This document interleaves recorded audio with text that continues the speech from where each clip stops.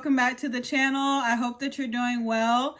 Today I wanted to come in to talk about moving in uncertainty and how oftentimes do we find ourselves moving in this life, sometimes uncertain of the next step, uncertain of what's to come, uncertain of what the Lord is going to do next in our life. And so oftentimes we can find ourselves in that situation, but we have to know that we have to move even when we are uncertain, even when we're unsure of what's next. We have to have the faith to believe that the Lord will see us through. It's really interesting how this life is. Sometimes we want right now answers. We want things to happen when we want it to happen, but recognizing and realizing that oftentimes that's not the case.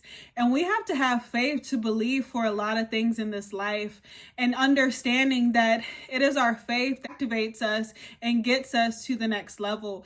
And so the Lord has so much in store for each and every one of us, but it's important for us to understand and recognize the level of faith that we need to receive these things. And so it could be big or small, but know that it is our faith that activates these things in our life. And so we have to make sure that we're leaning in, that we are petitioning the Lord and asking Him for wisdom and guidance and direction on the next steps that He wants us to take. We don't want to go through this life on our own. We need to understand and realize that we do have help, and our help comes from the Lord. And so we have to recognize and realize that, it can be interesting, it can be scary, it can be all types of emotions when we are moving in unfamiliar territories, when we're moving and we don't know what's next.